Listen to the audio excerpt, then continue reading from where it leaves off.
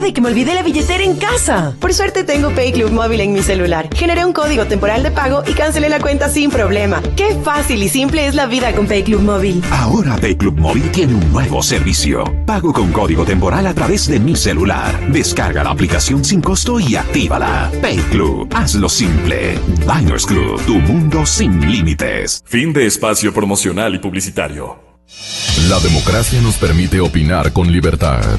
Defenderla es nuestra responsabilidad. Seguimos presentando la revista informativa Democracia.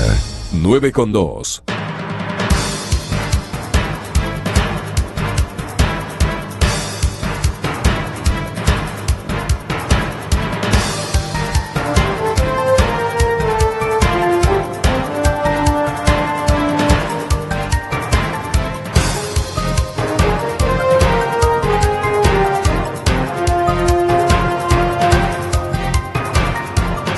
Estaremos en contacto ya mismo con el respetable caballero guayaquileño, excontralor general del Estado, exministro de Estado también, Juan Carlos Paiduti. A él lo leímos de manera muy interesada, expectante. Algunos artículos que él escribió para Diario Expreso en los últimos días, a propósito de el capo mexicano y su historia con la bellísima artista mexicana, que yo creo que está a 3:40, ¿no? Con esto de que le van a comprobar que ha habido alguna inversión, entre comillas, de parte del capo en una empresa de licores, algo por el estilo. El nombre del tequila en ciudades como San Francisco, me parece, pero en California, allí sucede, y el padre del artista mexicana ha dicho que en uno de estos días va a decirnos la plena, la verdad. Bueno, Juan Carlos Paiduti es un conocido personaje, un periodista muy distinguido. Es un columnista, básicamente, y un hombre talentoso, muy querendón a su ciudad y a nuestro país, patriota por excelencia. Bien, lo único de malo que tiene es que fue, creo que velasquista, ¿no, Jorge? Sí, si tú recuerdas. Y bueno, hay un artículo muy interesante de la serie de los 4 pelagatos, El claro oscuro del nuevo rico. Y este escrito creo que pertenece, no sé si a Roberto o a alguien más de los 4. Pero dice, el jueves 5 de mayo del 2005, Rafael Vicente Correa Delgado llegó a una de las notarías ubicadas por el sector del Parque de la Alameda, en la ciudad de Quito, la sexta para ser más precisos, a realizar la declaración patrimonial juramentada previa a su posesión como ministro de Finanzas. Era el gobierno de Alfredo Palacio.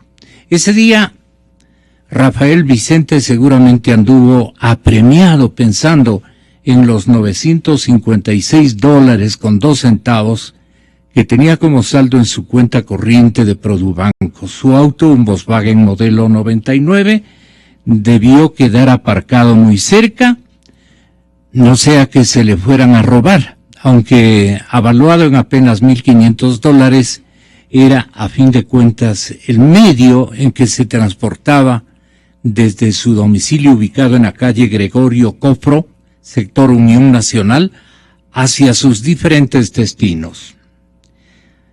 Y quien escribe esta crónica, en el menú de los 4 pelagatos, recuerda al viejo tango argentino que se llama Las Vueltas de la Vida. Lo escribió Francisco Canaro, y su letra dice: gran perra, las vueltas que tiene la vida. El jueves 11 de agosto del 2011, el presidente de la República, Rafael Correa, realizó su declaración patrimonial juramentada correspondiente a ese año. Está recordando a ese año 2011. A diferencia de lo ocurrido 6 años antes, esta vez debió respirar tranquilo. En su cuenta de Produbanco habían $23,612. Era más bonito despertarse ya no en el barrio Unión Nacional de Quito, sino en el barrio Lomas de Monteserrín, aunque ese día bien pudo estar algo nostálgico.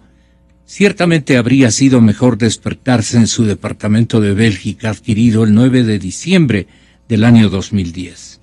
En fin, sigue la crónica. Y en el claro oscuro de la vida, un nuevo rico puede pasar de la luz a la sombra por un expobre. Todo dependerá de lo que la gente quiera ver. ¿Qué le diré, señor presidente? ¿Se acuerda usted de su Volkswagen modelo 99, de su domicilio en la Unión Nacional, de su cuenta con saldo de $900? Vuelve Canaros ahí, ¿no? Gran perra las vueltas que tiene la vida. Antes usaban mucho, especialmente los argentinos, no como aquí, pues el otro gran, ¿no? El otro gran es muy agresivo.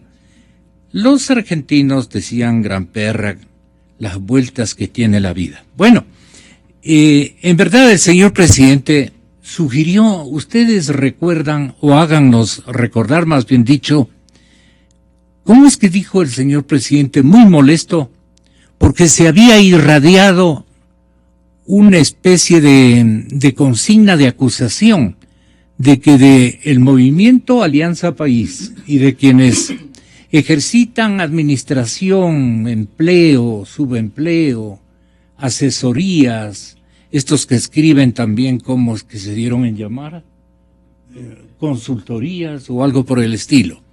Bueno, todos ellos se han ganado un buen dinero. Dirán, pero trabajando. Eso habría que ver, ¿no? Pero, en todo caso, el presidente se fastidió de aquello, señores invitados, y dijo, basta. Los que tengan esas primicias, los que tengan, digamos, la posibilidad de demostrarnos a los ecuatorianos, y especialmente a mí, de que se han sustraído dineros del Estado, han ganado o han hecho ganar concursos, han manejado los negocios de aprovisionamiento de determinados materiales, han mantenido con proveedores y constructores y más una límpida amistad, entre comillas, pues avísenme, yo los voy a sancionar. Pasa el tiempo y Correa sugiere enjuiciar a los que respondieron su pregunta sobre los nuevos ricos. Ahí entra este chico Chiluisa. El presidente de la República, Rafael Correa, ha dicho en su informe de los sábados que cualquier persona de las mencionadas en una lista que leyó, en la que se mencionaba a supuestos nuevos ricos de Alianza País, puede demandar a este tipo, una persona que dice llamarse Mauricio Chiluisa y que pertenece a la FESE, que le envió la lista usando la red social Twitter. Y ojalá lo haga porque hay que sentar precedente, no hay que tener miedo a utilizar la justicia. Así se resuelven los problemas en los países civilizados.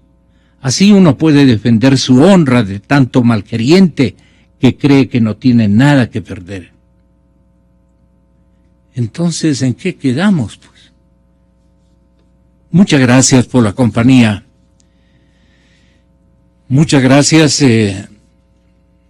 miembro de la Comisión Anticorrupción y amigo personal del que les está hablando todos estos últimos días.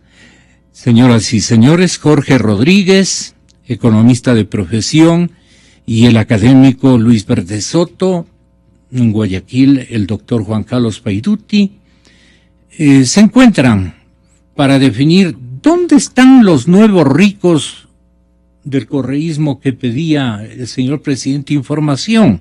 ¿Dónde tienen su dinero? ¿Cuál es el perfil del aliancista que cambió su destino en los últimos 8 años? ¿Le resulta al presidente muy difícil dar con los nuevos ricos que pide el concurso de la gente y luego no, pues les enseña, más bien les apoya, les motiva a la gente que ha sido mencionada para que planteen demandas penales, obviamente, a que tienen derecho? Y como son malquerientes, tienen que pagar con la justicia. Eso es lo que ha dicho. ¿En qué quedamos, señor presidente? Podríamos manifestarle este momento. Cuando ustedes en la Comisión Anticorrupción leyeron esta convocatoria, este petitorio del señor presidente de la República para que le informen cuáles son los nuevos ricos, ¿en qué meditaron? Señor economista Jorge Rodríguez. Buenos días, Gonzalo. Muchas gracias por esta oportunidad que me da. Justo hoy a las 10 de la mañana tenemos la tercera reunión para analizar 2 de los 5 informes que tenemos listos. Y uno de ellos definitivamente no se hace solamente con la presencia nuestra ante la Fiscalía para presentar la denuncia, sino que dirige una carta abierta al presidente de la República, dándole una respuesta justamente a aquellas palabras del informe inicial. Yo creo que en parte el presidente de la República tiene la razón. No solamente hay que apuntar a quienes se cree que se hicieron nuevos ricos, sino que hay que demostrar quiénes se hicieron nuevos ricos. Y eso lo haremos posiblemente el martes o miércoles de la próxima semana, que estaremos convocando a rueda de prensa. Los habladores, incluso para la comisión, no cuentan. Así es. Yo creo que realmente es responsabilidad de toda la ciudadanía no solamente quedarnos en la denuncia, en las palabras, en la designación de personas. Sí, tenemos que demostrar los hechos y circunstancias por los cuales, en definitiva, se han ido haciendo ricos una serie de personas. Buscar las evidencias, dice usted. Que es bastante difícil. Porque usted dice, ¿qué hacer para encontrar realmente en dónde está la plata? Y se vuelve bastante complicado en un Estado que en el transcurso del tiempo fue acorazándose a efectos de evitar que el ciudadano en sí mismo ejerza sus derechos y pueda acceder a las distintas fuentes para nutrirse de aquella información vital para determinar quiénes se han hecho ricos. Vea usted cómo a inicios de la década de los 2000, no en este gobierno, en gobiernos anteriores, la primera resolución de la Corte Suprema de Justicia fue que no hay cómo iniciar ninguna demanda, ningún juicio de peculado, si es que la Contraloría no tenía una acción esclarecedora alrededor de cada uno de esos temas. Primera coraza. Luego de ello, el gobierno, a través de varias leyes, ha ido poniéndose esa coraza, de tal manera que es absolutamente complicado hoy día para el sector privado, más aún como la comisión, que no tenemos acceso a la información pública, a pesar de que tenemos el derecho, porque las leyes, la propia Constitución nos permite esta auditoría social, esta Contraloría Social. A pesar de ello, pues encontramos siempre cerradas las puertas. De todas maneras, hemos hecho lo absolutamente imposible a efectos de obtener documentación, que lo vamos a entregar el día martes, como primera parte de una gran telenovela, así como la Reina del Sur, que estaba hablando usted alrededor del tema de la señora artista de cine, amiga del Chapo Guzmán. Algo parecido. Comenzaremos con algunos casos en donde la brutalidad de la corrupción se muestra. ¿Por qué? Porque no es 10% de comisión, mi querido Gonzalo. No es 20%, no es 30%. En cada $7 de compras se llevan $5. ¿Me escuchó? Sí. En cada $7 se llevan $5. Entonces, la brutalidad con que ha llegado es que no es lo que veíamos con anticipación, salvajada, ¿no? Realmente algo que no era tan salvaje como es hoy día.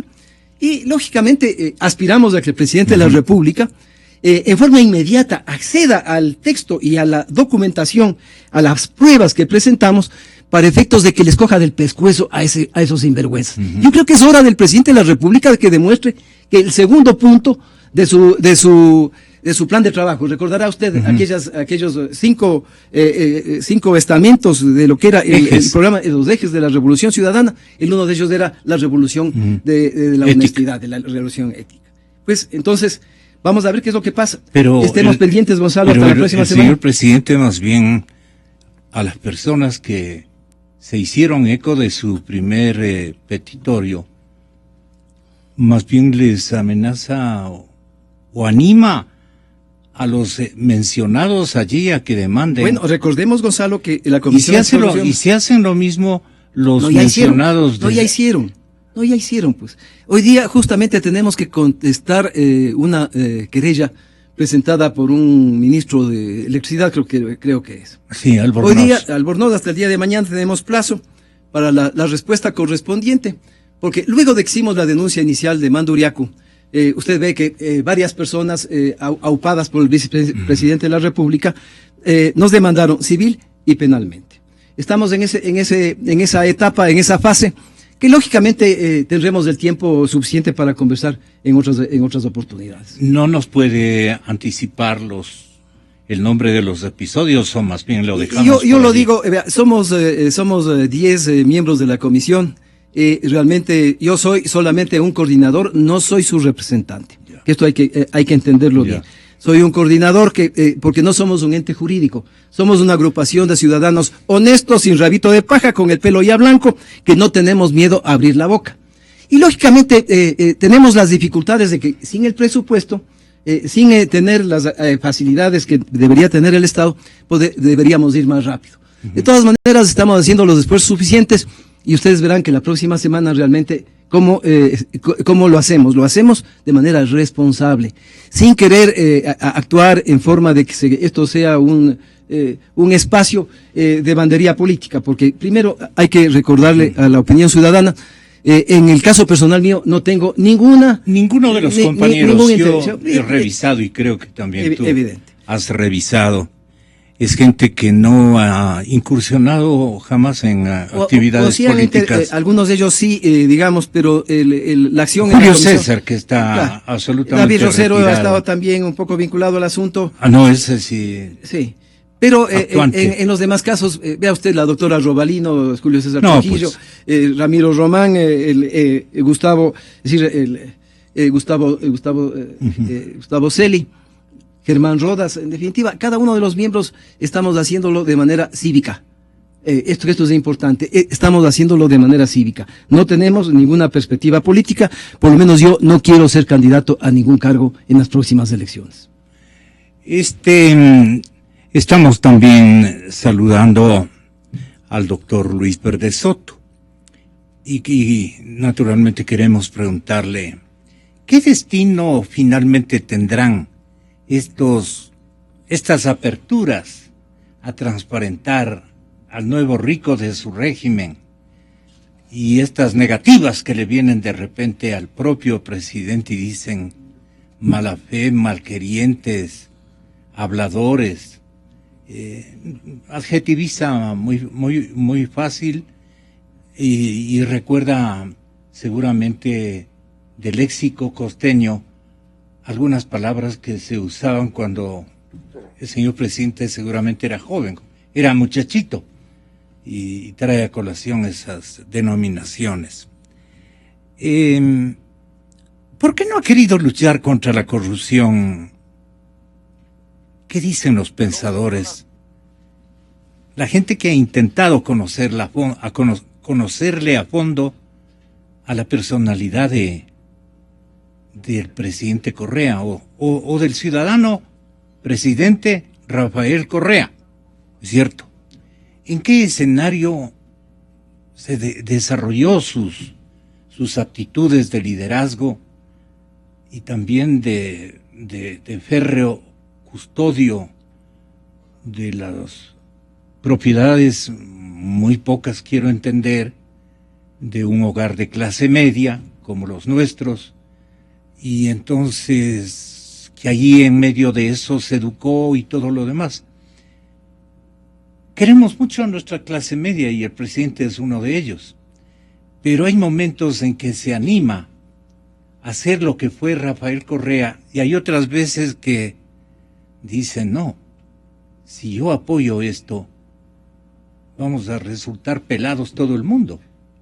Entonces, él piensa, creo yo firmemente que él sabe que hay cosas en el escenario de sus colaboradores, a los que no a todos conoce, ni a todos ha contratado, pero se han sumado a un empeño patriótico del presidente, dicho por él, honestísimo, ético, bien intencionado, repleto de buena fe.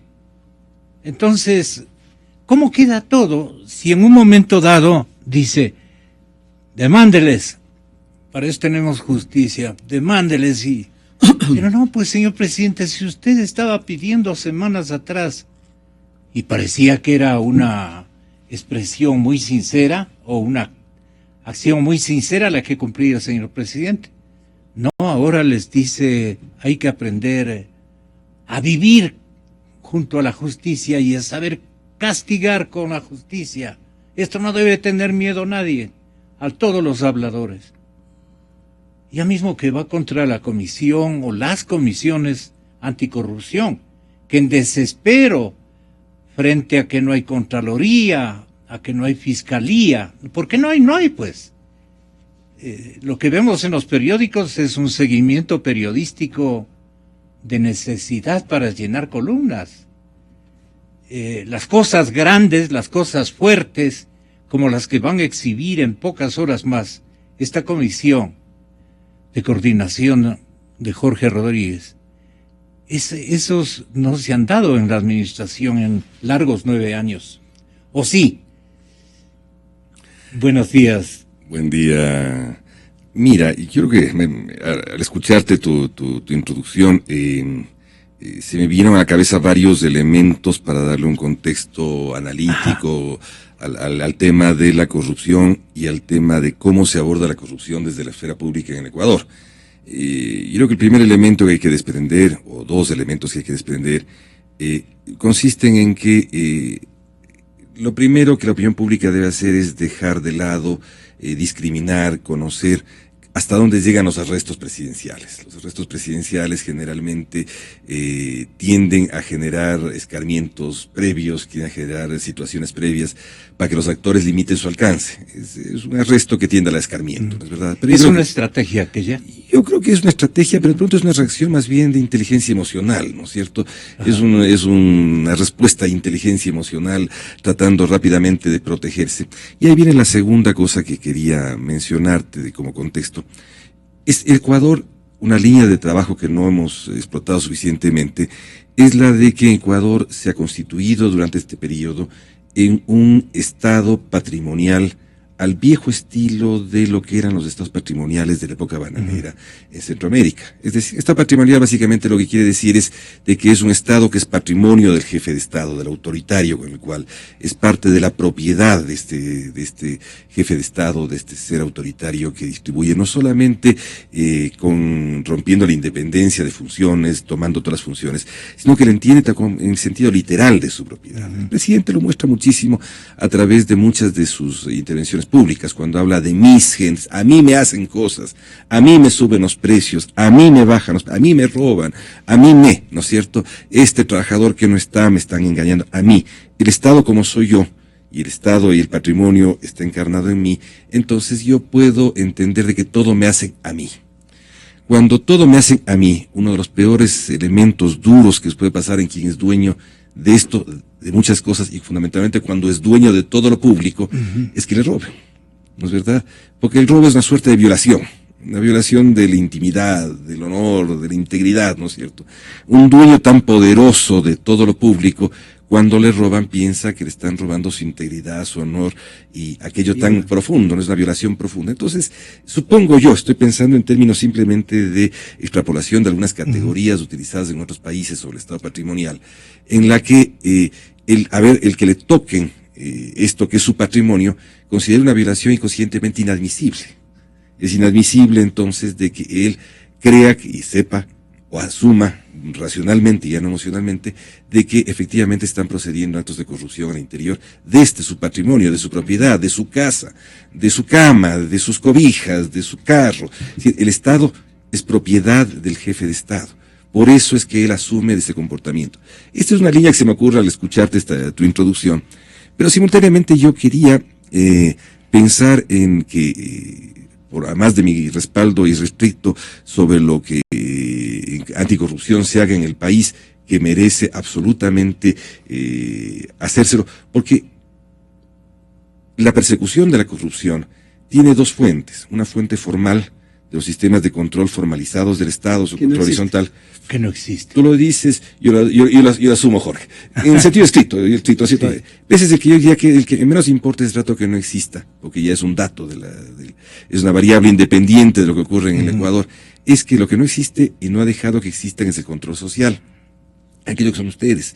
Es decir, aquellos que establecen sanciones morales para que tengan luego sentido jurídico.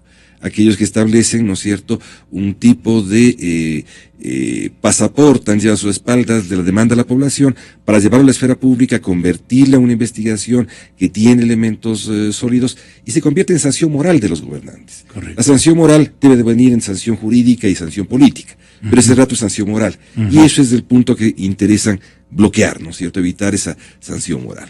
Pero además de esta, yo quisiera decirte que hay otra cosa que me parece importante, y Jorge economista, como economista la va a entender todos ustedes, que es el tema de que en una economía que ha crecido muchas veces, es verdad, y en un proceso distributivo económico similar al del resto de América Latina, no va a discutir si es mayor o menor, no es verdad, pero se ha crecido muchas veces y no se ha producido un proceso de redistribución, sino aquel que se ha producido en el resto de países del continente, es evidente que habrán muchos nuevos ricos. En una economía que crece muchas veces, hay muchísimos nuevos ricos. Hay tantos nuevos ricos en el Ecuador que el Estado es incapaz de mostrarnos cómo ha crecido el inventario patrimonial del Ecuador. El Estado nos cuenta cómo ha hecho redistribución del ingreso. Nos dice aquí ha bajado la pobreza, nos dice aquí hay una discusión sobre hasta dónde llega la clase media, cómo ha crecido el consumo de la clase media, y nos muestra los impuestos cómo han evolucionado en los sectores de más altos ingresos. Pero no nos muestra el valor patrimonial de la nueva riqueza del Ecuador. Nueva riqueza que puede ser lícita, jurídica, estimulada por el Estado. Yo diría más aún, es estimulada por el Estado. Una carretera, cuando cambia el valor de una propiedad, estimula una nueva riqueza. ¿No es verdad? Todo eso tiene que mostrarnos el Estado. Si quiere hacer algún momento de redistribución patrimonial, como pretende hacer a través de la ley de herencia, tiene que partir un inventario patrimonial y mostrarnos cuáles son los nuevos patrimonios del Ecuador. No solamente a través de los impuestos. No nos ha querido mostrar, por ejemplo, qué pasa con quienes fueron favorecidos con la eliminación de impuestos, con la medida que se tomó. Deben mostrarnos cuál es la naturaleza exacta de la construcción patrimonial de este país después de 9 años de bonanza con las que ha existido. Muéstrenos eso. Entonces comenzaremos a hablar sinceramente de cuál es el grado de nueva riqueza lícita e ilícita. Y tendremos entonces capacidad de decir si este régimen ha sido creador de nueva riqueza o ha sido un estimulador también de especulación para forzar nuevos valores, aunque sean nominales. Doctor Juan Carlos Fayduti, ex Contralor General del Estado, me place saludarle con el mayor respeto y mencionarle que el doctor Luis Verde Soto, distinguido académico de nuestra capital, escritor por excelencia, el señor economista Jorge Rodríguez, coordinador de anticorrupción, una iniciativa ciudadana que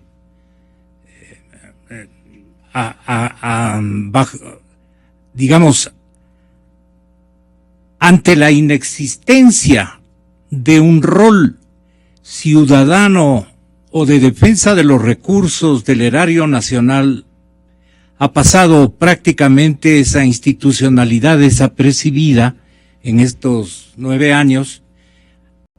A cambio de eso, valientemente algunos ciudadanos se han dado a la ingrata tarea, y Jorge sabe precisamente por qué lo menciono de esa manera, de cohesionarse para indagar, para investigar, para buscar evidencias que no les cueste a ellos primero la cárcel, conforme las amenazas de un régimen que tiene como especialización el autoritarismo y pues las leyes y la administración de justicia a su haber.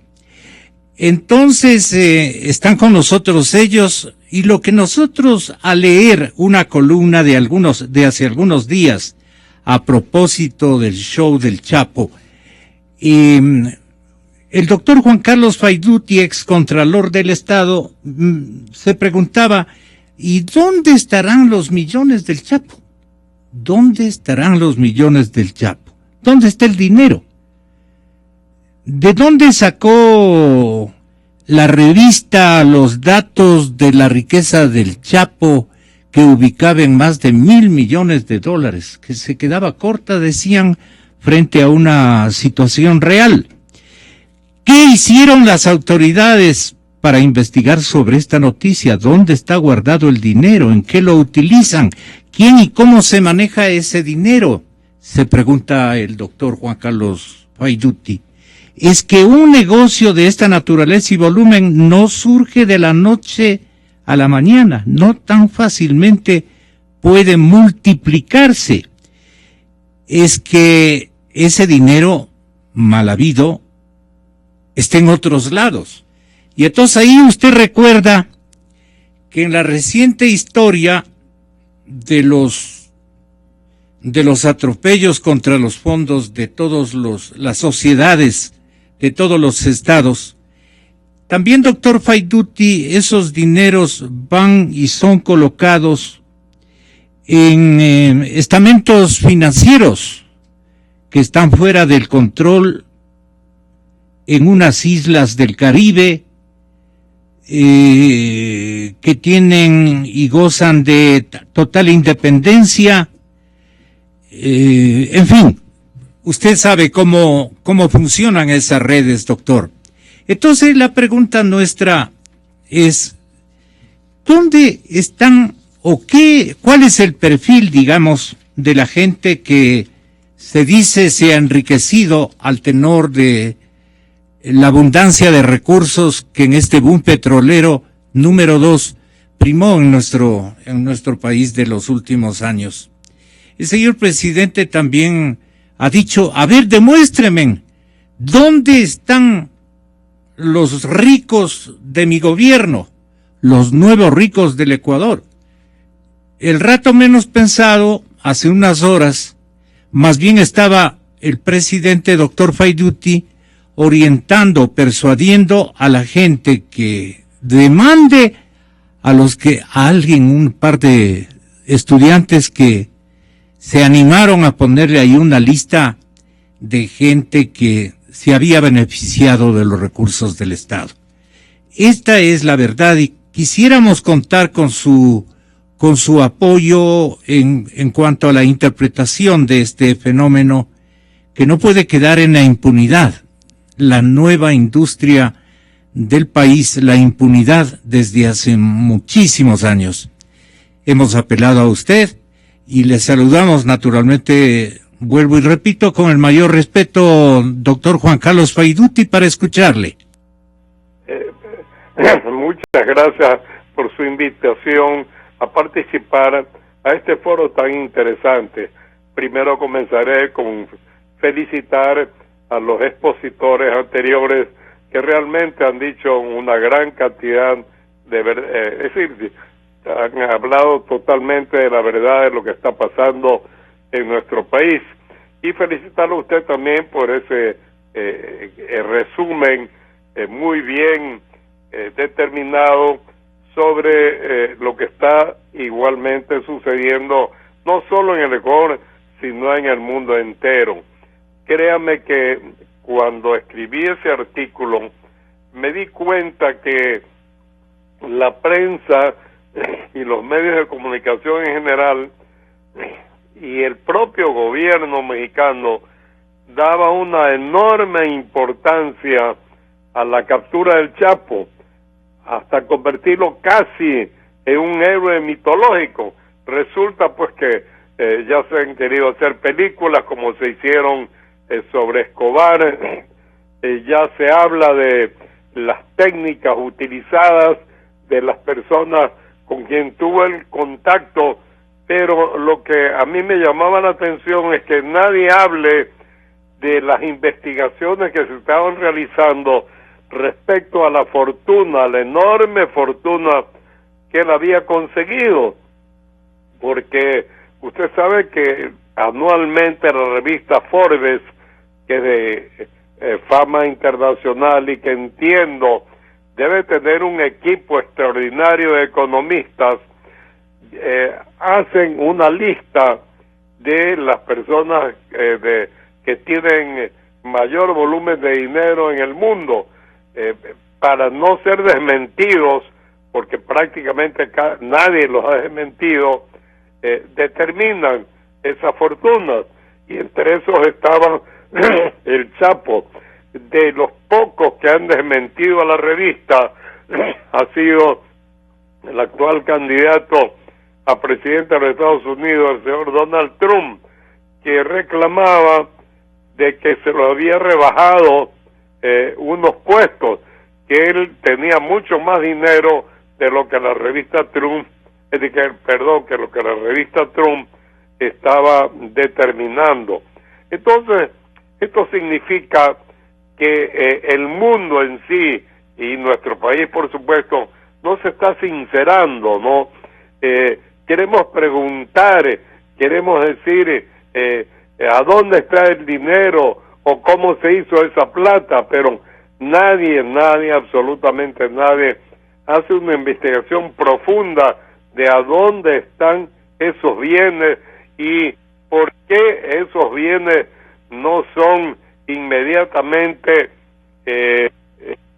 tomados por los estados afectados a fin de repartirlos en obras y sobre todo en atacar la miseria que cada día se presenta con mayor ímpetu en la humanidad.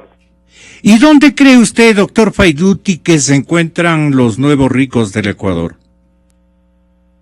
¿A dónde se encuentra, perdón?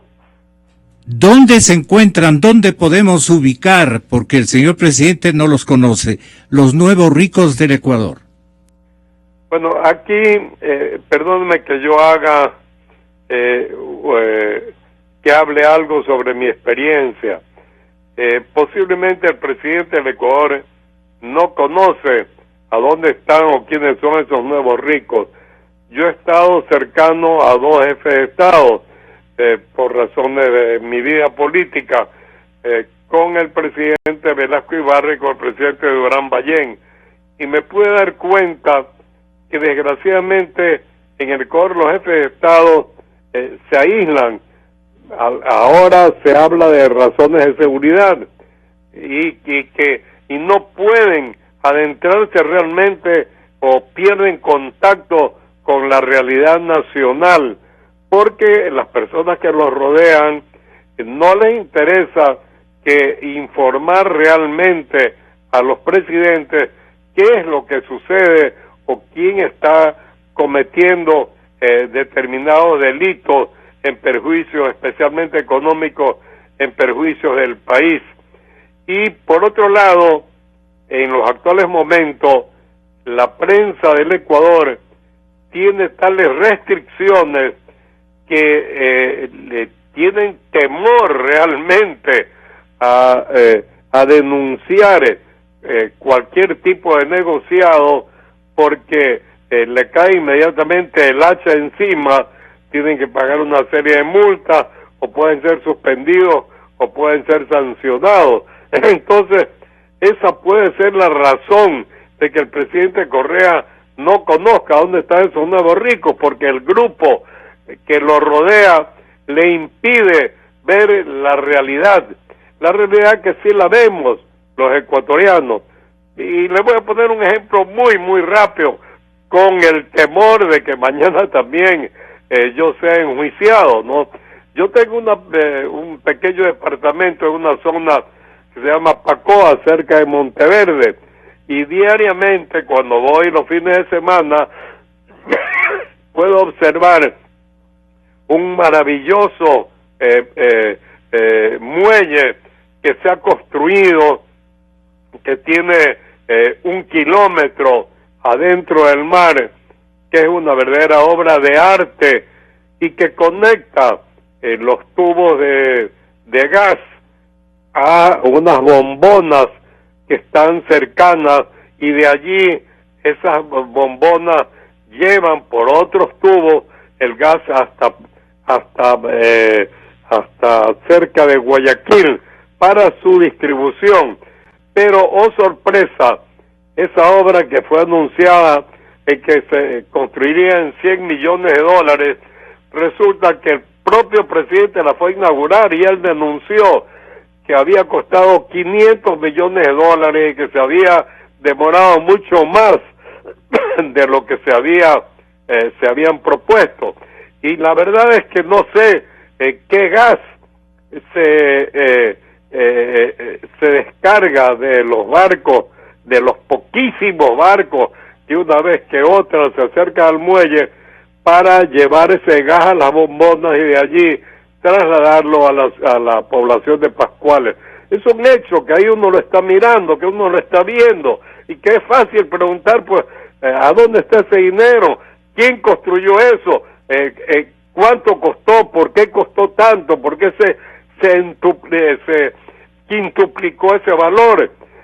Tenemos también, por otro lado, no conozco, pero se me ha dicho que la famosa construcción en Manta de la nueva refinería que hoy día pues ya casi no tiene razón de ser por el bajo precio del petróleo, se han gastado $millones solo para asentar el terreno, para preparar el terreno, pero que no se ha construido nada, y se han gastado millones de dólares y nadie sabe de dónde está ese dinero y nadie reclama de ese dinero. Entonces, el silencio a la prensa, las amenazas que existen, el grupo que impide que el presidente de la República se entere de esta realidad, son una de las razones por la cual para él le va a ser muy difícil encontrar a dónde están esos millonarios, ¿no? Muchas gracias, doctor Juan Carlos Paiduti. Jorge Rodríguez, tenga la bondad. Hay que rememorar a quienes nos escuchan que cada país, los países más grandes, tienen 1, 2, 3, 5, 10 paraísos tributarios. Y esos paraísos tributarios en el mundo mueven la tercera parte del Producto Interno Bruto de todo el mundo. La tercera parte. Solamente de América Latina se estableció que el 2015 aproximadamente salieron $765,000 millones. 765,000 millones de dólares, justamente fugando en unos casos de la tributación o de la contracción de América Latina, u en otros casos a través de lo que significa la corrupción.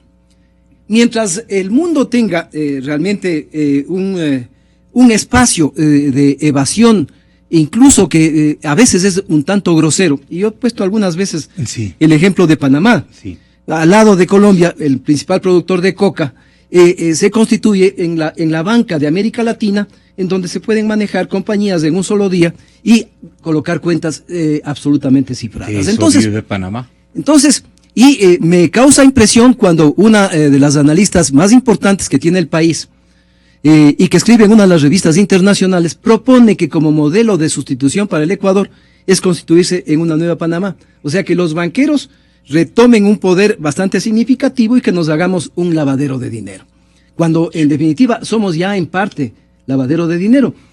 Y que lógicamente hay que también establecer que la mayoría de contratos, por ejemplo, hablamos de una inversión pública de $75,000 millones en los 7 años. Pongamos un solo ejemplo. Juan Carlos Paiduti enumeró uno de los casos más sintomáticos que vive el Ecuador hoy día y que es la refinería del Pacífico. Hablamos de una inversión entre comillas, de 1.200 millones de dólares, en donde la mayor parte, el 70%, se ha ido afuera. O sea, no es un dinero, no es una inversión pública que se quede en el país. Veamos cómo. En el primer concurso para el manejo de lo que es el movimiento de tierras, se obligaba a las empresas oferentes que anoten el detalle de la maquinaria. Maquinaria que estaba valorada más o menos en 110 millones de dólares. Entonces, vea usted, esa maquinaria no se queda en el país, la maquinaria ingresa, se paga a nivel internacional y se va. En estudios, ¿cuánto cree usted que tenemos más o menos? Tenemos alrededor de 550 millones de dólares. Los estudios son hechos por compañías a dedo nombradas que vinieron al país para efectos de llevarse la plata. Así es. Se llevaron 500, más cerca de 600, más los 100, ya llevamos 700 de los 1.200. Luego de ello, en tubería, para la construcción de esa tubería para llevar agua hacia un sitio que lo conocemos ya con anticipación, volando en dron, son alrededor de 75 millones de dólares. Entonces, el 85% de un contrato que no se queda en el país y que sale a nivel internacional, esa es la inversión pública. Entonces, y tiene que considerar que aparte de eso, ¿qué pasa con el incremento de precios? La diferencia que existe como comisiones, no es que se queda en el Ecuador, pues. Eso se queda en los bancos de Hong Kong, en el Hong Kong Shanghai Bank. Eso se va a los bancos de los paraísos tributarios, en donde se van a Rusia, se van a China. China es parte de una organización que controla el lavado de dinero, pero solamente como observador, no es parte, como es hoy día el Ecuador, y que recién acaba de cumplir cierto tipo de requisitos para ser calificado dentro de los países que no lavan dinero, entre comillas. Entonces, con esta coraza que le puso el gobierno a la consecución de datos, lo lógico es seguir al dinero. Cuando no tenemos datos internamente, tendríamos que seguir al dinero y ver cuál es el cambio de actitud de esas personas en cuanto a lo que es su capacidad adquisitiva. Lógicamente no todo se queda acá adentro. Tenemos ya algunos casos en donde sí vamos a poder demostrar el incremento patrimonial. Y lógicamente en el transcurso del tiempo los iremos dando para que un poco se visualice una forma de lo que es la contratación pública a través de las emergencias o de los contratos de régimen especial. Así es. A dedo. Así es. Absolutamente a dedo. Y en donde el contratante y el contratista colusionan para efectos de establecer un presupuesto referencial bastante alto. Entonces, esta es un poco el mundo en donde bancos colocados en los paraísos tributarios sirven a la corrupción, en donde compañías internacionales que han sido calificadas como corruptas a nivel internacional, hoy en el Ecuador, son pues básicamente las que financian, las que promueven y las que hacen que esa contratación pública o esa contratación nacional en gran parte se vaya a nivel internacional a hacer cosas, en definitiva a ser depositados en bancos a los que no podemos acceder. Hablando de la revista Forbes, esta revista es especializada en calcular fortunas inmensas, mal habidas o bien habidas, de un sinnúmero de cuadros de ciudadanos del mundo, les llamemos así. Y entonces hacen un ranking de fortunas, verdaderas fortunas. Que son falsas. Que son falsas. ¿Por qué son falsas? Perdóname, porque el que tiene bastante dinero no quiere aparecer en la revista Forbes. Claro. Al dueño de Microsoft le interesa estar ahí porque hace publicidad de su producto. Claro. Pero el dueño del banco no puede estar ahí adentro. Entonces, realmente el mundo real del manejo del dinero está fuera de la revista Forbes. Los que están allá adentro son solamente aquellos que necesitan publicidad de lo que hacen, de lo que producen. Ya. Discúlpame, Lucho. No. Entonces yo pensaba en lo criollo, en lo de Ecuador profundo, en lo nuestro, ¿no? No voy a decir pues que el negocio y el lavado o el narcolavado, que es cosa peor, son los gestores de una gran cantidad de inversiones y de un reacomodo de la economía nacional o regional inclusive, ¿no? Pero sí, para un ciudadano de tu talento, sí nos podrías vos, Luis, ubicarnos, presentarnos a este nuevo rico que amasó una cantidad no para publicarse en la revista Forbes, no, ni siquiera en la Vistazo, pero reacomodó su situación, su vida, y claro que también apuntalaron con negocios o negociados al tenor también de las cosas que ellos manejaron. Con esos emprendimientos, ¿cuál es el perfil del nuevo rico ecuatoriano? Pero es difícil porque Ecuador no tiene estudios sobre grupos económicos. Ecuador no tiene estudios serios. Hace mucho tiempo que hubo algún intento de hacerlo, pero no se ha renovado, y evidentemente los últimos 40 años de la vida económica del Ecuador obligan a tener estudios serios a través de la conformación de los grupos económicos en el Ecuador. Tenemos referencias, evidentemente la renta es una forma de tomar aquella parte pública y visible del patrimonio, ¿no es cierto?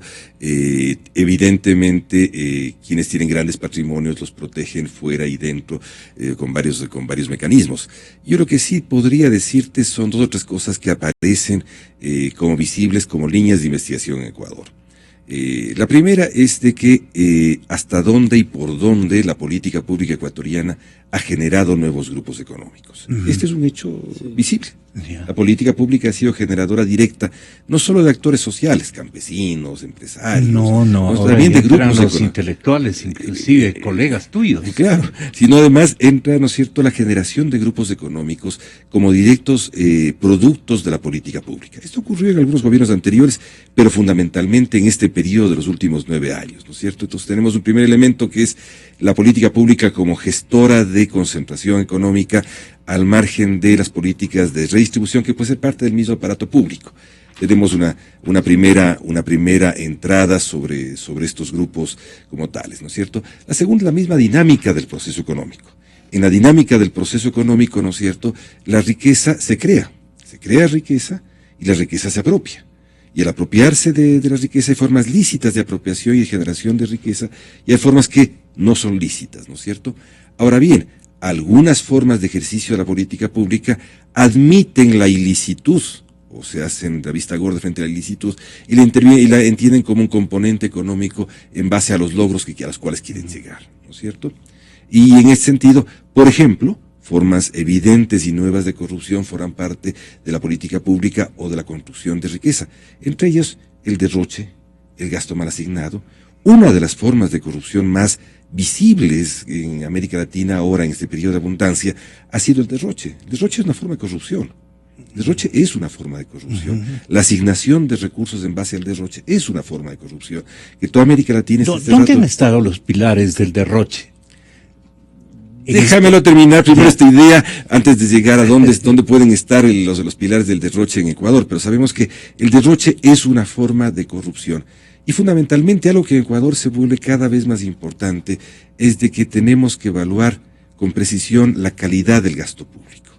Si esa calidad de gasto público no es la adecuada, seguramente nos encontraremos que puede haber calidad de gasto público bien cubierta por la formalidad de gasto, pero muy comprometida con una modalidad irregular de ejercicio de este gasto público. Entonces, lo que Ecuador este rato tiene varias tareas. Pepo en el centro, sí. Tenemos que trabajar allí, y tienen ustedes que trabajar. Ustedes tienen que encontrar, ¿no es cierto?, no solamente el tema del manejo irregular del gasto, sino esa calidad de gasto, y el otro hecho, el hecho jactancioso de una forma de hacer política que es el derroche. Las dos cosas son corrupción. Y el país ya ahora tiene, cuando las vacas se tornaron flacas, cuando los cinturones hay que hacerles nuevos agujeros, porque ya no somos solamente ciudadanos gordos, sino que ahora vamos a ser ciudadanos muy enflaquecidos. Entonces tenemos que volvernos más atentos sobre la construcción de esta modalidad.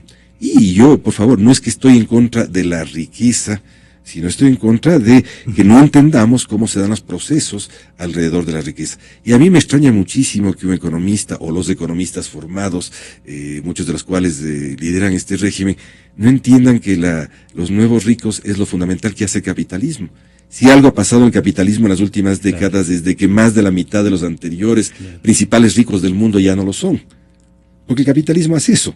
crea ricos y los desapropia y los ubica en otros. La mitad de los más importantes ricos del mundo han dejado de serlo por la dinámica misma del capitalismo. En Ecuador tenemos menos movilidad, seguramente los viejos grupos, hay nuevos grupos. Hay que mirarlos a los dos, a los viejos grupos que han sabido ¿Dónde mantenerse. están los nuevos?